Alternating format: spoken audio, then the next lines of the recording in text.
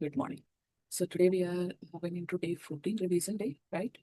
And today we are talking about ethics and AI, means ethics and technology. Technology, basically AI, means artificial intelligence, privacy, and decision making, right? So these topics come under the ethical issue in governance, technology, and society. But the point is why this topic matters in GS paper 4, right? Big data, facial recognition, and predictive analytics, right? In governance, the ethical concerns around. So, ethical concerns is like autonomy, human dignity, bias, and accountability.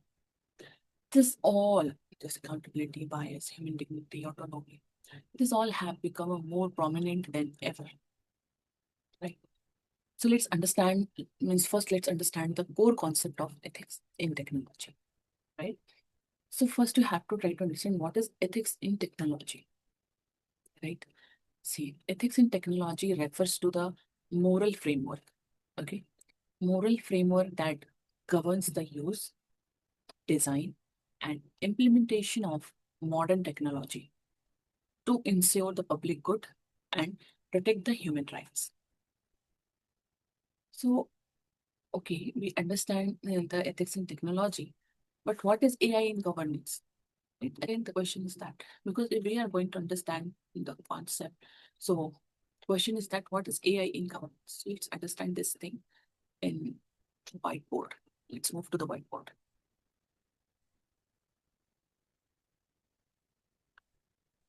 This ethics in technology refers to the moral framework that governs the use, design, and implementation of the modern technology. For what? To ensure the public good and protect the human rights. Clear? So this all AI in governance अगर हम देखें artificial intelligence in अगर हम governance देखेंगे तो this AI is used in decision making system across the all sector regarding crime prediction, okay, resource allocation, facial recognition in policing, automated grievances system, chatbot or public service, right? But can mechanism make an ethical decision? Right, again the question is that mechanic, this machine, right, this mechanics, this entire system make the ethical decision. Okay, so based on that, in 2023 UPSC has asked for one question, right? तो ये topic हमारे लिए important है क्योंकि इससे question पूछे जा चुके हैं रिसेंटली, है ना? सो इन 2013 UPSC has asked one question that can AI make ethical decision? Again उन्होंने भी वही क्वेश्चन पूछा है, what are the ethical issues arising out of AI implementation in governance? Okay, what are the ethical issues arising out of AI implementation in governance? तो overall समझ आया question क्या है कि can AI make ethical decision? अगर एक ethical decision वो बना पा रहा है एआई, तो what are the ethical issue arises while implementing this AI in governance? तब हम स्टार्ट कर सकते हैं। पहले हम बता सकते हैं एथिक्स इन टेक्नोलॉजी और एआई इन टेक्नोलॉजी और इन एथिकल डिसीजन।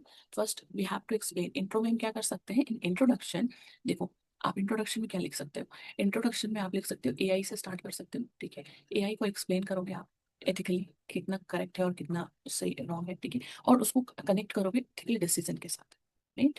तो आप जब एआई को एक्सप्लेन कर रहे हो इंट्रोडक्शन में, तो एआई को एक्सप्लेन करते हुए इसको आपको कनेक्ट करना है एथिकल डिसीजन के साथ। तो ये हो जाएगा आपका इंट्रोडक्शन, ठीक है? एथिकल डिसीजन के साथ इसको करोगे। देन नेक्स्ट जब मेन बॉडी पार्ट्स में आप आओगे, तो मेन बॉडी पार्ट में आपको क्या एक्सप्लेन करना है? पहले क्वेश्चन को अच्छे से समझो। क्वेश्चन कह रहा है what are the ethical issue? तो यहाँ पास पूछा जा रहा है एथिकल इशू क्या हो सकते हैं इसको इंप्लीमेंट करने में इन गवर्नेंस। तो एथिकल इशू आपने मेंशन करना। एथिकल इशू कैसे हो, क्या क्या आप मेंशन कर सकते हो? सेम वही कर सकते हो कि ethical issue आ रहा है protecting the data, right, without any consent to interfere the जो पब्लिक है उनके फेशियल रिकॉग्नाइजेशन हम कर रहे हैं। Definitely there is another purpose to record their facial recognization, right, to control the crime. But अगर सेकेंड उसका साइड देखा जाए तो we are interfering in the, or we are not giving the or not taking the consent from the public to taking their facial recognition, right? Chatbots है उसके through भी हम data को एक्सेस कर पा रहे हैं। फेशियल रिकॉग्नाइजेशन पर पॉलिशिंग है but it's also without any consent, ठीक है?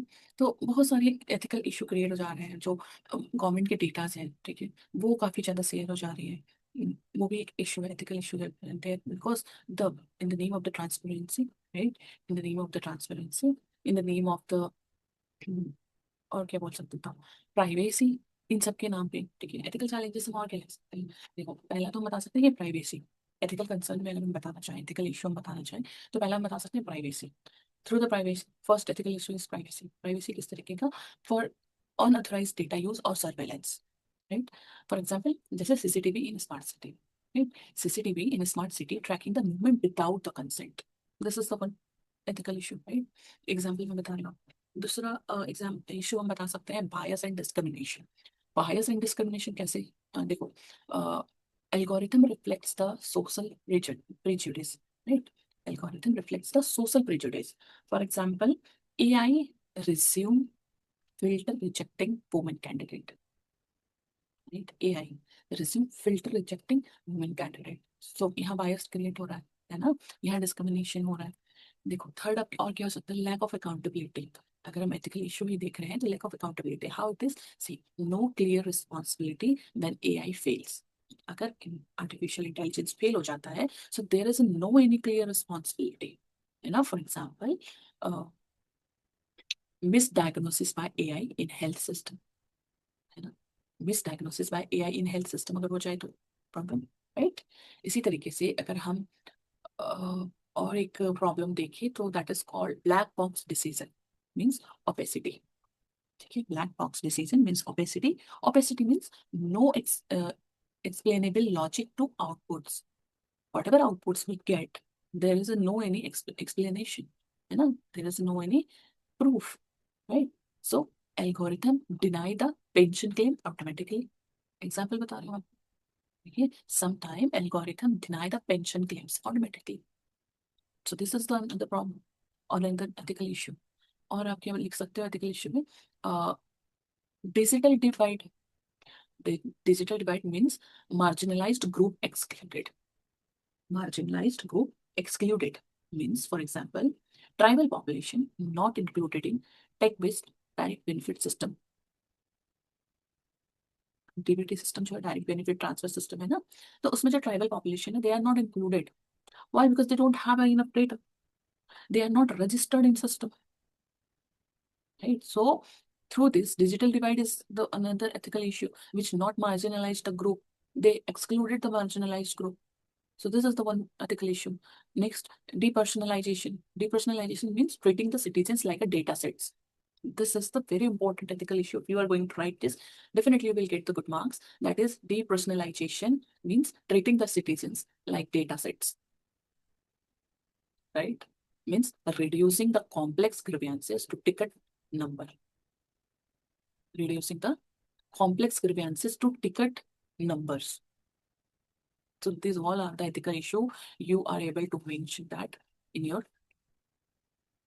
answer, right? Okay. Now the term is to conclusion. So this is intro is completed. This is main body parts I have mentioned about the ethical issue to arising the AI. ठीक है, अब हम conclusion लिखेंगे। See conclusion, हमने ethical issue बहुत सारे लिख दिए हैं।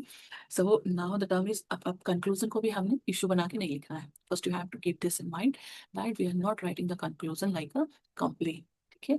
We are giving the optimistic conclusion और optimistic solution, right, or optimistic thought. If you are not able to write down the thoughts or anything, you just end your answer with the quote, okay. So don't write a very complaining nature kind of things. In this case, you have to end your answer like very simple or optimistic words like AI and emerging tech are tools, not a moral agent, right? Ethical civil servant must ensure that these tools align with justice, transparency, and human dignity. Okay? So this is the very simple line, right? What I think, this is the very simple line. चलो इसको लिख के बताती हूँ। देखो, conclusion में हम इतना सिंपल लाइन लिख सकते हैं। ये है आपका कंक्लूजन। देखो, तो कंक्लूजन में हम इस तरीके के लाइन लिख सकते हैं, है ना। कंप्लेनिंग नेचर में नहीं लिखना है। जब हम एथिकल कंसर्न हमें मेंशन करने बोला गया, एथिकल इशू, तो हमने बहुत अच्छे से मेंशन करी है एथिकल इशू क्या क्या हो सकते हैं, बट इसको अब खींचना नहीं है कि उसको हम कंक्लूजन में भी हमारा सो हो, नो। बिकॉज एक एडमिनिस्ट्रेटिव ऑफिसर की ड्यूटी ये है, ठीक है, because you are a UPSC aspirant, आप इतना कुछ पढ़ रहे हो, आप लिख रहे हो, या फर्दर आप डीसी कलेक्टर और आईपीएस बनोगे, इन दिस आईपीएस सर्विस में जाओ। इन दिस केस आपने क्या करना है, आपने ये ध्यान रखना है कि if there is a problem we can find out the solution.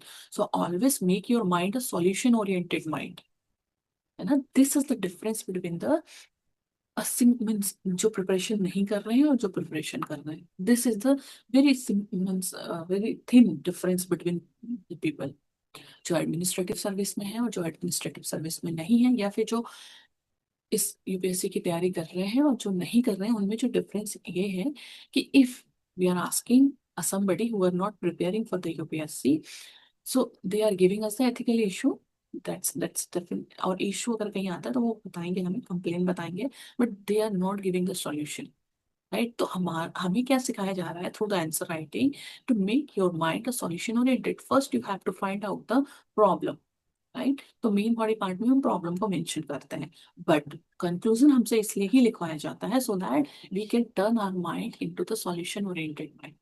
जब हमने प्रॉब्लम देख ली है तो we are able to write the solution, और जब अभी फिलहाल हमारे पास सॉल्यूशन नहीं है तो भी हम एक ऑप्टिमिस्टिक व्यू प्रेजेंट कर सके, तो इंटरव्यू में भी काम आएगी और ये चीज आपको फर्दर सर्विस में भी काम आएगी। In the meeting when you don't have a solution, right, कोई क्वेश्चन कोई सिनेरियो डिस्कस हो रहा है और in that time you don't have a solution in meeting, in that case you can provide the optimistic thoughts in the meeting just like a conclusion।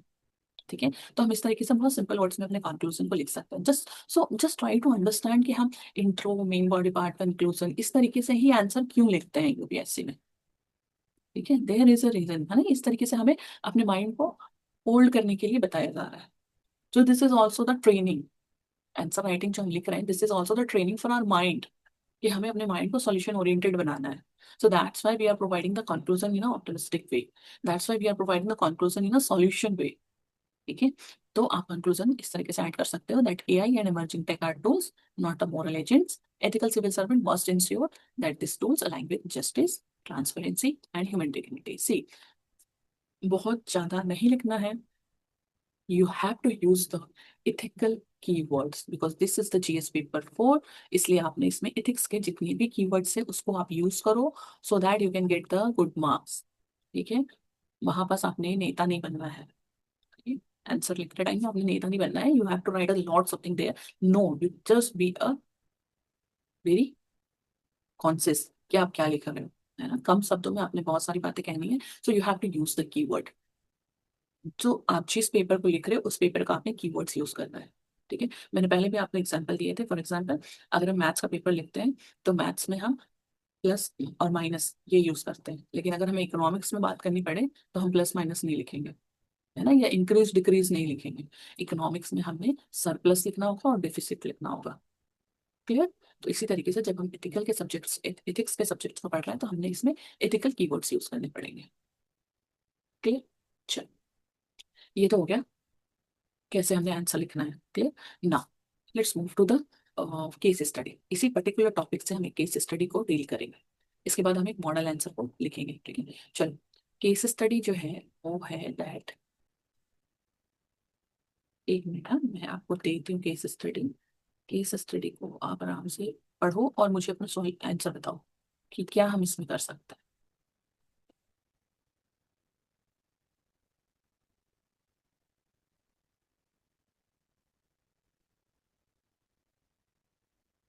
Case study, हाँ चलिए पहले तो case study बता देते हैं, फिर हम एथिकल डिलेमा को डिस्कस करेंगे। ठीक है, तो केस स्टडी जो है वो है कि यू आर एन एसडीएम। ठीक है, you are an SDM in the city where the facial recognition software has been installed across the public space। Okay, while it's intended to track criminals, the reports show the software misidentities people। ठीक है, reports show the software misidentities people from the certain ethnic backgrounds। ठीक है, and often flags the innocent individuals। Media and activities raise the question, what will you do? तो समझ आई, you are an SDM, आपकी permission से आपकी city में facial recognition software install कर दिया गया है पब्लिक स्पेस में। ठीक है, while it's intent to track criminal. ठीक है, क्रिमिनल को ट्रैक करने के लिए उसने एक इनोसेंट के फेस को based on their ethnic background है ना, उसने उसको रिकॉग्नाइज कर दिया, फ्लैग कर दिया। So media and activist raise the question over that. So what will you do? Now tell me the ethical dilemma. अब यहाँ आपके पास क्या क्या एथिकल डिलेमा हो सकते हैं, ठीक है? तो आप अपने आंसर कमेंट बॉक्स में भी बता सकते हो, what is the ethical dilemma, बताओ। देखो, पहला एथिकल डिलेमा तो यही हो जाएगा, right to privacy versus public safety. Clear? पहला एथिकल डिलेमा क्या हो जाएगा? देखो यहाँ लिखती हूँ।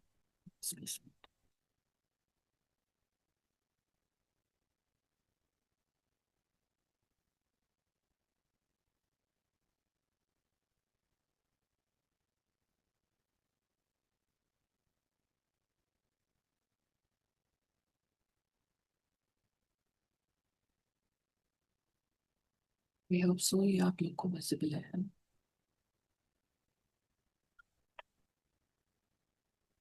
देखो, चलो, देखो पहला पहला जो एथिकल डिलेमा क्रिएट होगा that is right to privacy versus public safety हो जाएगा।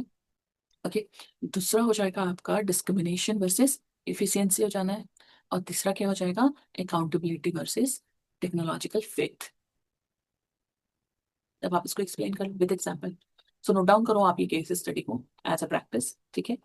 मैंने एथिकल डिलेमा आपको एक्सप्लेन कर दिया, what you have to do, write down the complete answer, जिस केस स्टडी का कंप्लीट आंसर आप लिखो और हमें हमारी ईमेल आईडी पे आप सेंड कर सकते हो फॉर द इवेल्युएशन, या फिर कमेंट बॉक्स में भी आप अटैच कर सकते हो अपने आंसर फॉर द इवेल्युएशन। आपने करना क्या है? Right to privacy versus public safety dilemma है, डिस्क्रिमिनेशन वर्सेस एफिशिएंसी है, अकाउंटेबिलिटी वर्सेस टेक्नोलॉजिकल फेथ है। अब इसको आपने एक्सप्लेन करना है डिलेमा को, और आप कौन सा राइट एक्शन लोगे वो भी बताना है आपने। क्लियर? तो केस स्टडी कैसे लिखते हैं आप लिखो, अगर उसमें कोई गलती आती है तो our team is there who can guide you, right? तो क्वेश्चन को पढ़ो, इस केस स्टडी को, और इस आंसर को अच्छे से अटेम्प्ट करो।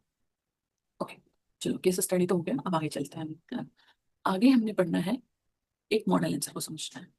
देखो, मॉडल आंसर इसलिए क्योंकि इससे आपको आंसर लिखने की प्रैक्टिस आनी चाहिए, ठीक है? तो मॉडल आंसर एक हम कवर करेंगे, क्योंकि ultimate this is a revision session, है ना?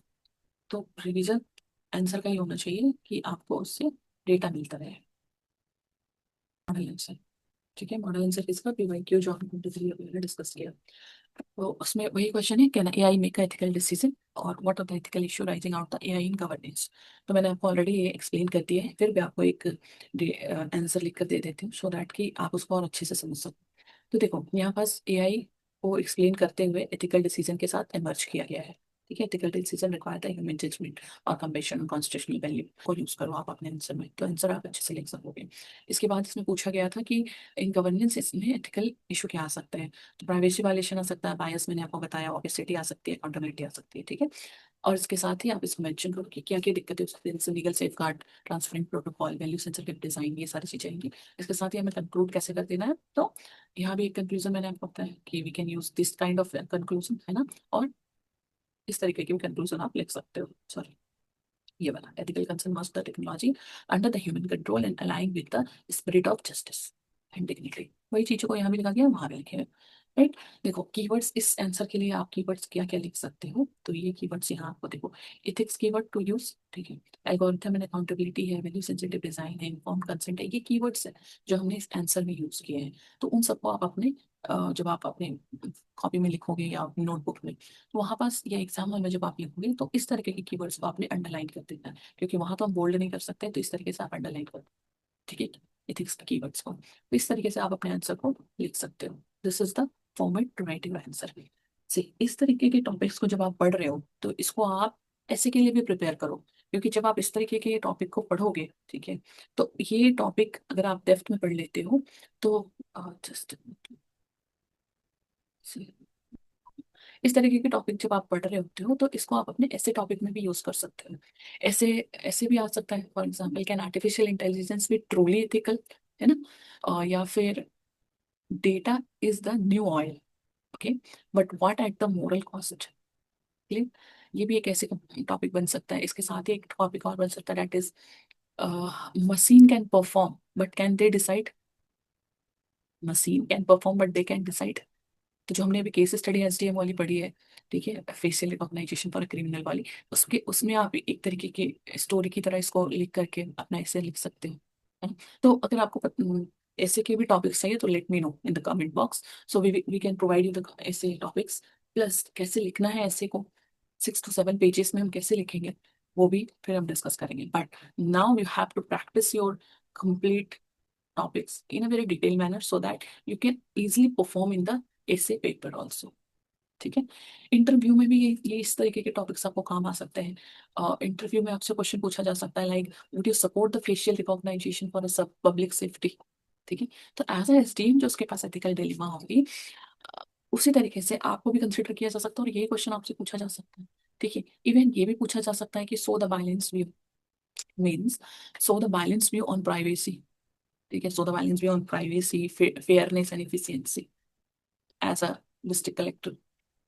अगर हम एआई यूज कर रहे हैं और उससे दिक्कतें आ रही है तो you can tell us about the balance view on privacy, fairness and efficiency.